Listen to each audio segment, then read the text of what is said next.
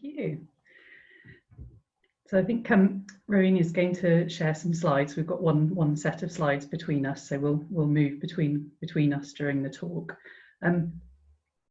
So the idea of our session is to look at some of the things that we've learnt over the last couple of years when we've been revising our research ethics frameworks. So sharing some of the ideas and the suggestions of things that we've tried so far to manage that change. We do still have lots of things to do. We have not finished this process, either of us, and we're not suggesting that we have all the right answers or that we haven't made any mistakes, because I'm sure I certainly have. So we've both taken the opportunity of needing to substantially revise our research ethics procedures in universities to consider how we could use that as an opportunity to embed a culture of research integrity within that process. So that's partly about recognising the ethical review process as a touch point for researchers and students with ideas around good practice and ethical reflection. And so about maximising opportunities for researchers to reflect on their practice and on the ethical implications of their work, and trying to take a whole life cycle approach to research ethics review, reflecting on some of the points that David and John have made earlier. So at Exeter, we had a previously very devolved system of ethics committees and locally developed review structures that had built up over time. Obviously, there are some real benefits to this model, but we're also aware of a need for some greater consistency. So one of the first things I did when I took on this role, and that was around 6 years ago, was to introduce a basic overarching ethics framework that set some common expectations across the different committees, and also introduce the idea of a risk-based proportionate review structure as well. And now we need to make some really substantial revisions to that framework. So we're creating a detailed and overarching framework on which we can hang our other standards and guidance and operating procedures for each committee. So trying to find a balance between some local flexibility, but also consistency where that's most important. And we're also implementing a single online application and review system, and also expanding our provision of training and guidance, and that's for ethics committees members, as well as a broad range of staff and student groups too. So that's where we are. Over to Rowena. Thanks, Gail. At UCL, we're sort of coming to the same point that Exeter want to go to, but from the different end of the scale. So we historically have a central committee, a single committee. And when I started my role, it was around the time of the merger between UCL and the Institute of Education. I was at the Institute of Education. And so each university had the completely two separate policies and systems and ways of reviewing ethics. So in order to merge the two systems, we took the opportunity to see, well, what improvements can we make to our current system? Our system was created quite a while ago, and does it really work for us now? And what system do we need, not just now and in 5, 10 years, 20, 30 years, but something that can actually expand and work with UCL as we develop. So we took to also reviewing our policy and looking at, well, what do we as an institution think requires ethical review? And we also are looking to introduce a system of proportionality to enable ethics to be devolved non-high risk down from the central committee and within faculties and departments to enable lower risk research to be reviewed more quickly, but obviously with consistency and rigor as well. And we've had a couple of steering groups from representatives across different disciplines, across the faculties, to really come together and see, well, what do we as an institution in different disciplines and different faculties think needs ethical review?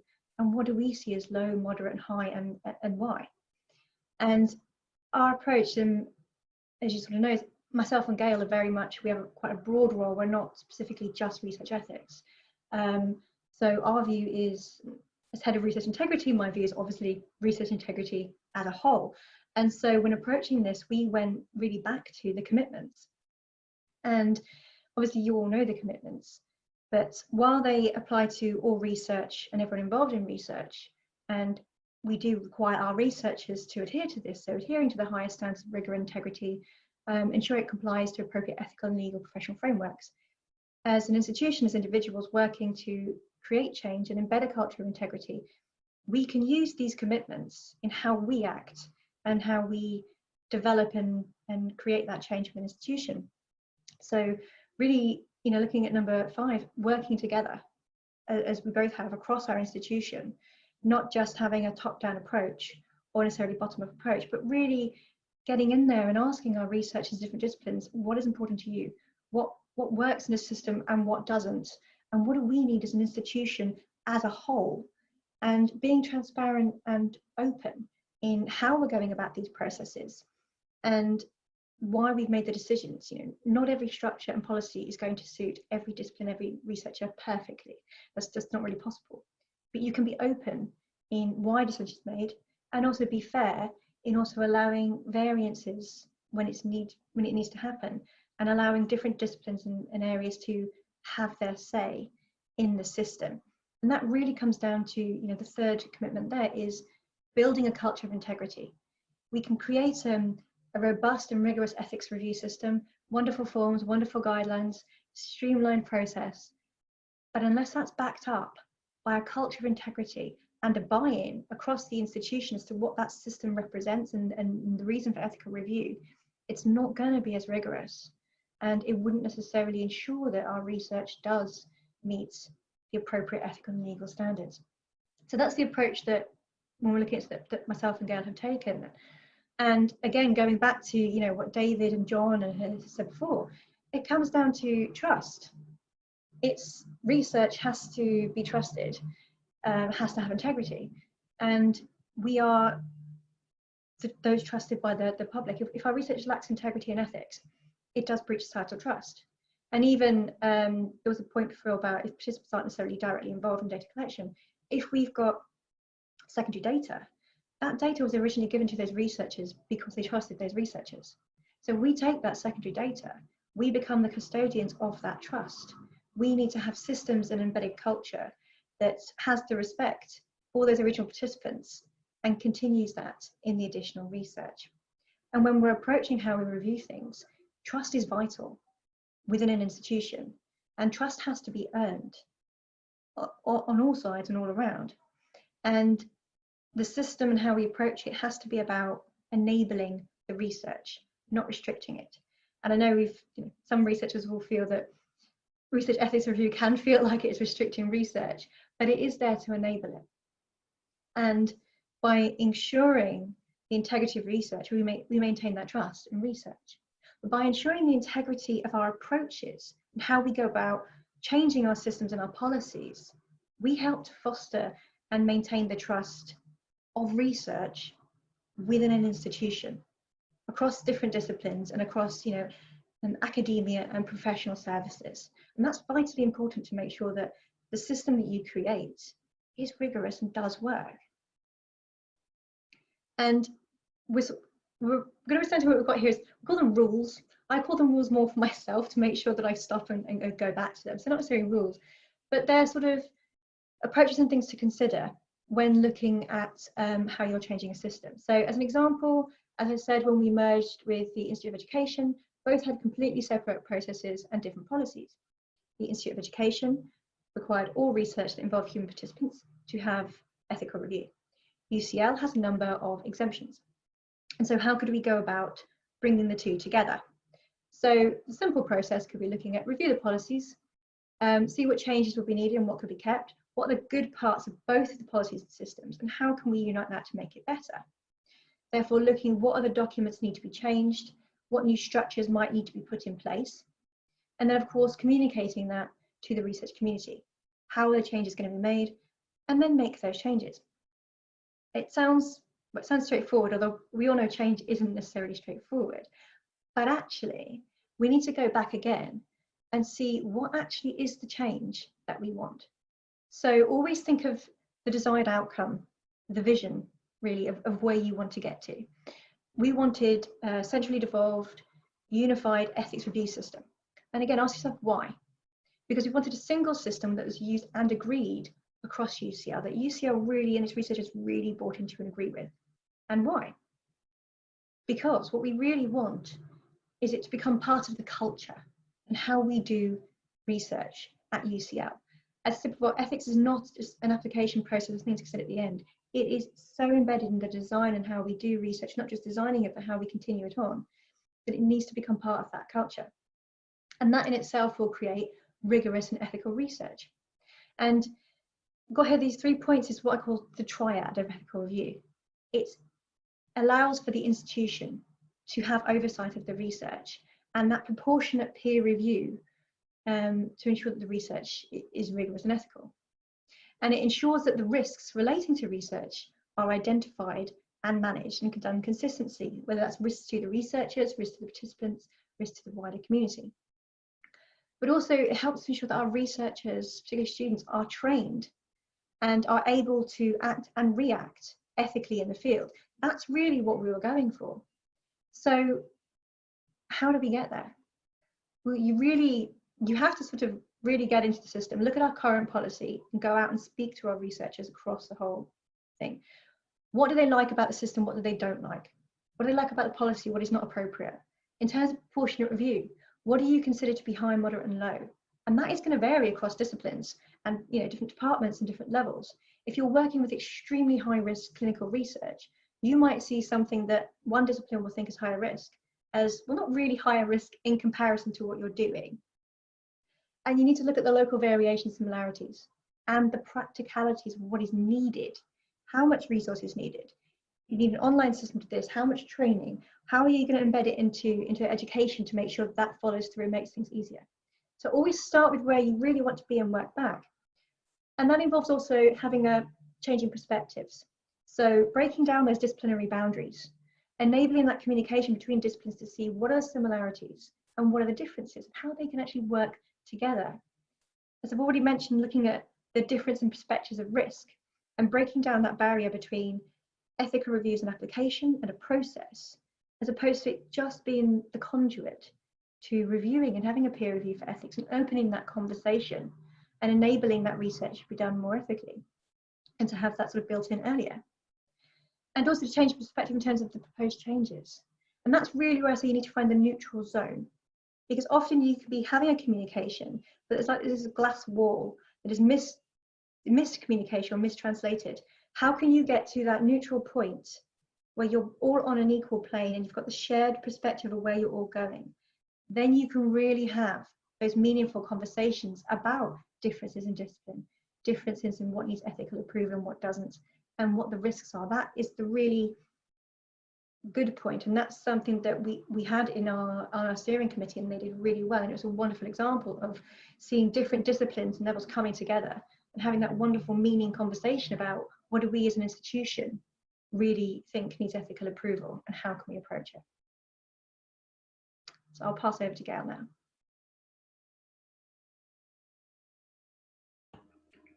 Remembering to unmute first. We've also been thinking about change as an ongoing process. So the idea that we want to create a ripple effect around this. So you're recognizing that it's not a quick thing to create culture change, to embed a culture of integrity. And that's, I think, reflected also in the Concordat Support Research Integrity. This is a long ongoing process and about trying to make sure that we make reflection on ethical research practice routine throughout the research life cycle. And the whole process of change for us has really emphasised the importance of a collaborative approach and about broadening the involvement of different groups within our institution. And I have to say a big thank you to my own team and to colleagues at the university in Exeter. I think roughly something like 200 people will have been involved in this this change process throughout the review and implementation. So it's a huge collaborative effort. So we've tried to encourage this collaborative and ongoing ripple effect idea through a number of routes. So some of the things we've tried so far are having multiple strands within the review and implementation. So for example, some of those are professional service centrally led, working groups on policy and communication, involvement of lots of people within the procurement process, for example, but also peer-to-peer activities. So, encouraging committees to help each other out, to cross-refer applications, to co-opt each other onto looking at particular projects. and also in just informal opportunities for discussion. And I think that, and the forums for sharing best practice, researcher-led, student-led forums for doing that, I think that all builds into John's description of creating an ethical community and then broadening that out more widely. It's been helpful to have, as Rowena said, a broad role and remit through our work, and that gives us opportunities for building a wider range of working relationships with other areas within the university, so that we can start to build in considerations and discussion around ethical implications and integrity across a wide range of areas. And I think actually in the last few months that's really helped to mean that ethical considerations are embedded into the university's decision-making process around COVID-19. So for example, on decisions about restart now, on projects around test and trace, for example, and decisions about business continuity. So that's been really helpful. Can we go on to the next slide? Thank you. So lessons learned from that. Obviously that's hugely complex with lots of different people involved and can really take a long time. I found it really important to just keep going back and thinking about what expertise and support is available, and trying to remember to call on that in good time and to involve people. Trying to keep enthusiasm where we find it, and, on peer-led, researcher-led activities, remembering that we don't need to do everything centrally, and actually encouraging local initiatives, encouraging researcher-led initiatives is a really key part of embedding the culture that we want to see, and embedding the change. Really is a key part of creating that ripple effect. And also remembering throughout this period that we have to keep stepping back, we have to keep replanning and prioritising, because leading on to the next idea or rule, that obviously change is not straightforward. This is a really big and complex area that we're trying to change.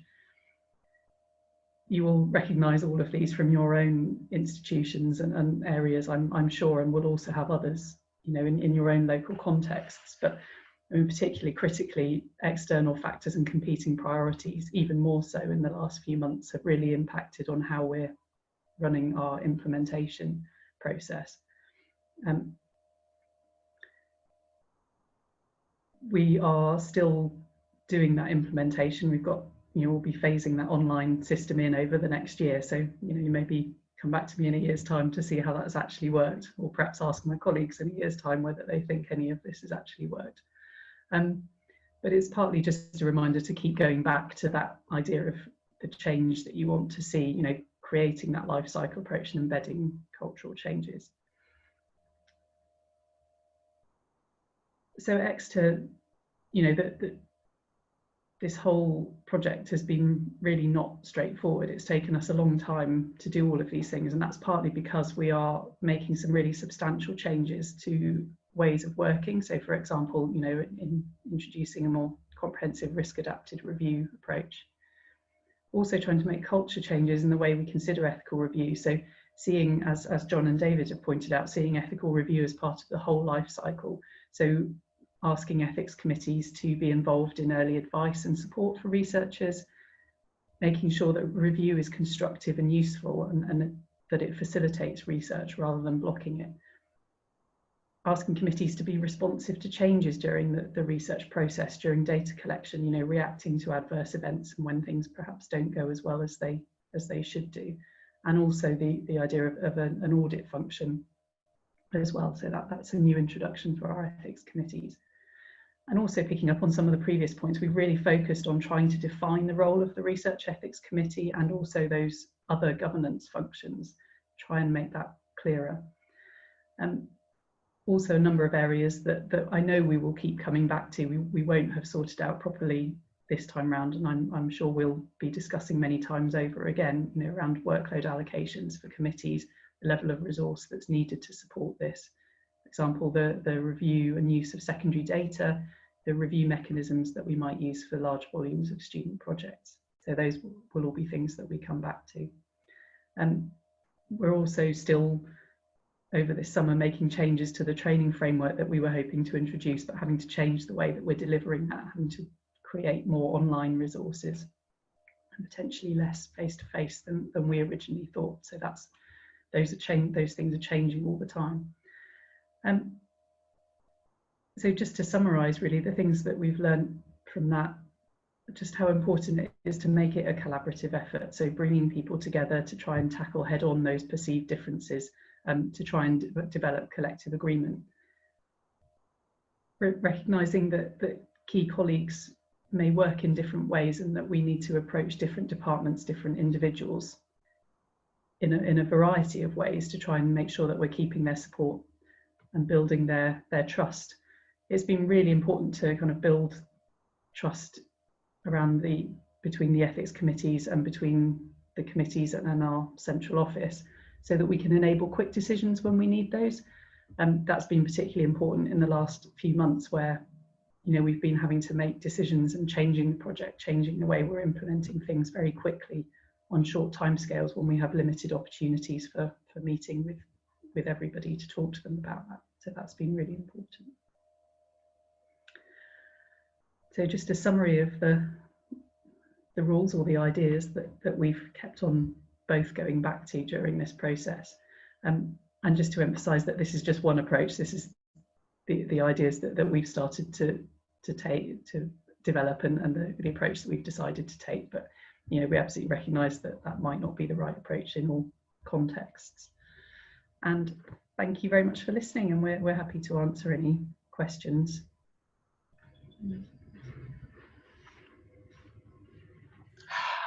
Gail, Rowena, thank you both very much for that. That was fascinating. It's really interesting to see how things are being put into practice to affect institutional-wide change. And I particularly like the idea that this is seen to be becoming part of the culture, and that it's going to become sort of part of the everyday, something normal rather than something unusual or special. It's sort of a normal part of professional practice for everyone.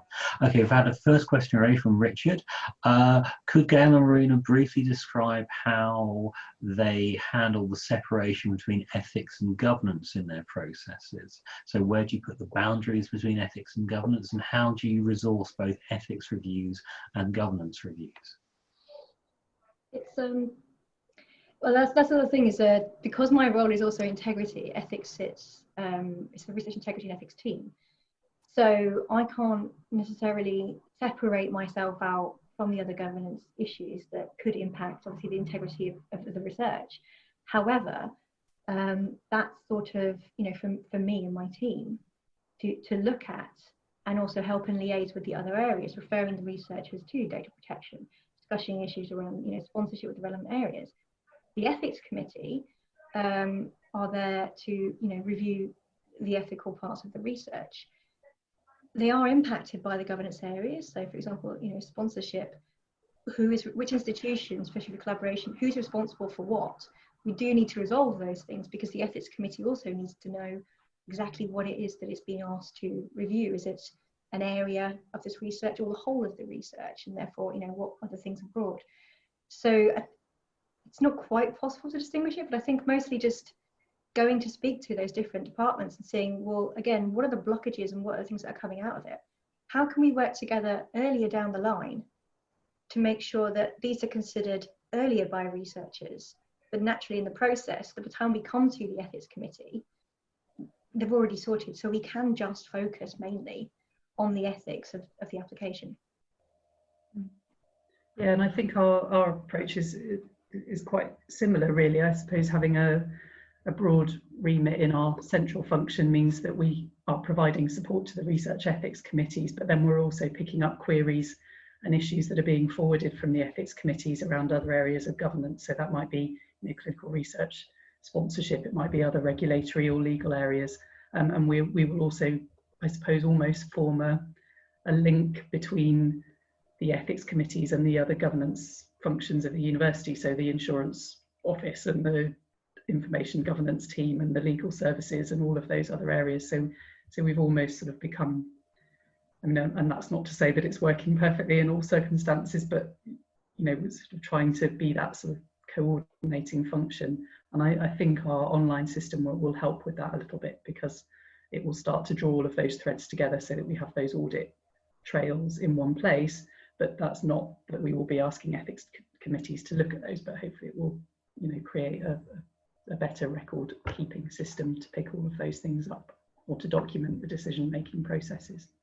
And one of the things that came out of our pilots and reviews is that one of the questions are around data protection, because we have that review first and then it comes to ethics. So when we're looking at creating our alarm system, we're trying to merge the application process, not the review, but seeing how we can streamline that and enable the two systems to talk to each other. So again, ethics can focus on ethics, data protection can focus on that, but it makes it much easier and it's considered in a way together. So it makes it much easier and quicker for the researchers. Thank you. We had a sort of question or a request for clarification. Is it the case that at either institution you delegate staff research to departments for a review, possibly as a quick series of yes or no questions? Do you guys do anything like that? We don't necessarily differentiate between staff and students. So we're looking at in proportionality, and in our new structure that we're planning, it will all be done on risk. The higher the risk, the higher the committee that it needs to go to. So if it's lower to moderate, then staff or students, it can be devolved down from the central committee to faculty and departments. Yeah, we have a bit of a mixed model. So our committees are at our college or faculty level. One of those colleges has departmental level committees just because of the numbers of applications. But like Rowena, we have a risk-based approach. So regardless of whether it's a staff or student applicant, it will be based on the level of risk, you know, which sets out the review process that it will go through. So the majority of things are handled at those either college or departmental level committees and occasionally referred up through to our university committee if they're particularly high risk or complex. Thank you. And I had a question. You mentioned the challenges around reviewing high volumes of student projects. What approaches have UCLX taken to date for undergraduate and master's research? Do you want to go first, Gail? Okay. Yeah, this is a really interesting one, and it's something that we're I didn't give it as a specific example actually, but it's something that we're piloting different models at the moment to see what works. So we have some committees that are reviewing individual student projects, which clearly, you know, creates some challenge around volumes if we're reviewing every single student project. But equally, there may be some advantages in that it becomes more of a training and an educational exercise if each individual student is going through that process, and you can use it in that way. So it has some advantages. The other thing that some colleagues are trying is review at module level or at project level, at group level. So we have, you know, for example, a module convener creating a single application for a whole group of students, setting a series of parameters and standard processes that whole groups will follow, and everything within those parameters gets considered under that particular single review. If an individual student wants to do something that falls outside those parameters, then we might consider doing that as an individual review separately because the risk goes up. So yes, we're trialing all of these different models over, well, last year and through this academic year. So it'll be really interesting to see what works. We'll all be getting together to compare how everything's gone towards the end of this academic year.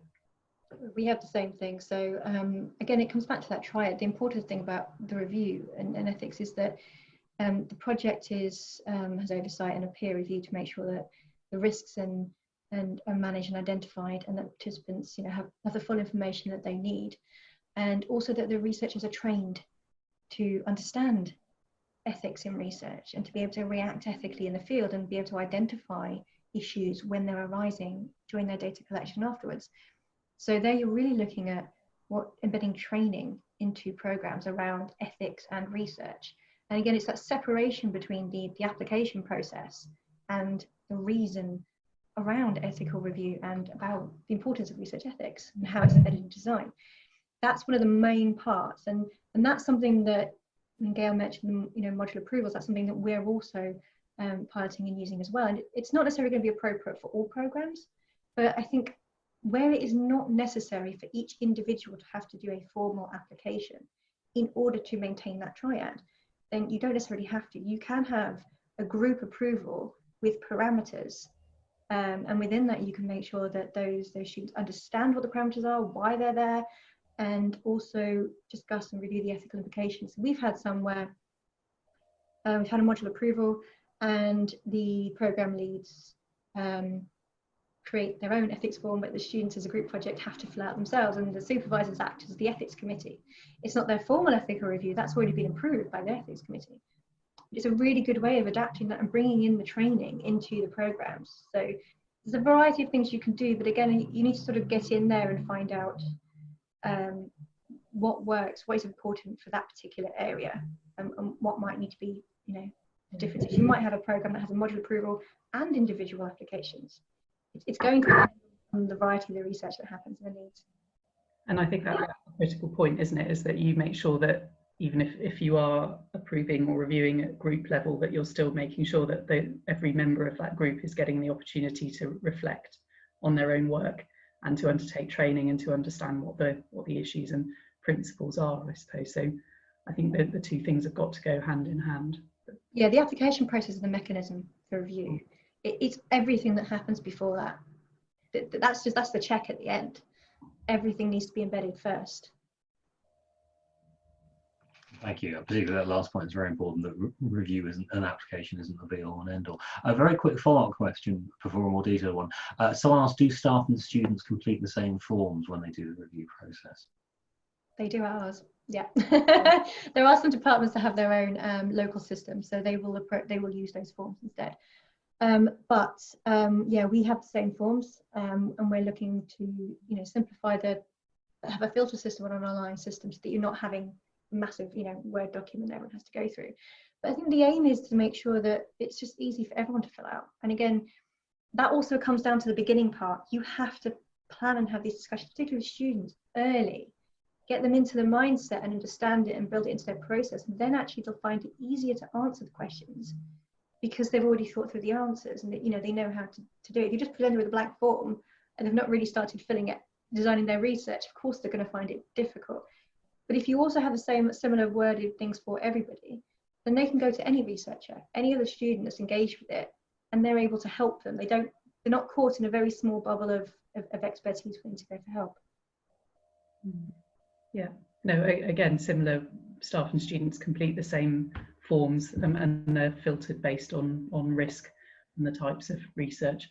I mean, obviously, as I said, we're implementing a new application system for the next year, so it'll be really interesting to see how that works. You know, trying to have one single filtered application that everybody uses.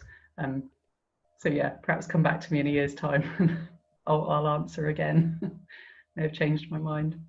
Thank you. I mean, I think it's a very good point about the forms, because there's sometimes a perception that undergraduate research will be sort of limited in scope and ideas and potential and therefore ethical issues compared to more advanced, more educated researchers. But actually, I've seen I think everyone involved in ethics, you can see proposals from first year students in their first term that are amazing in their scope because they haven't, perhaps because their minds haven't been limited by further progression in the research system, and just the possibilities and the ethical dimensions are incredible. Okay, a question from Elsa. Thank you for sharing your experience, it's very useful. Interested to hear more from both of you about your plans for sort of training and support that your rec members get and will be getting. Do you want to go, Gail?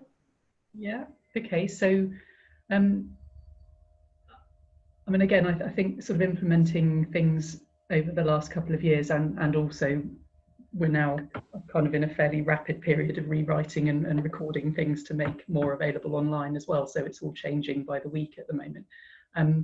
Essentially, for ethics committee members, we have now got mandatory induction, which I know is nothing new. Lots of people will have that already, but that was a bit of a change to get to that point where that was an accepted requirement. So there's mandatory induction or introductory training session.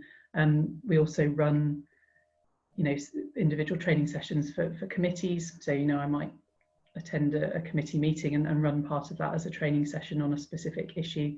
And And we also have an annual training day that we bring all members of all committees together to talk about sort of broader issues that might impact on all committees, and use that as an opportunity to share practice and to share ideas across committees. And that's been really positively accepted and enthusiastically joined, actually, the last couple of years that we run it. So I think we'll definitely try and keep doing that, and also now creating more online resources, you know, shorter bite-sized resources that we can use for ethics committees, but also to make them available to all researchers as well.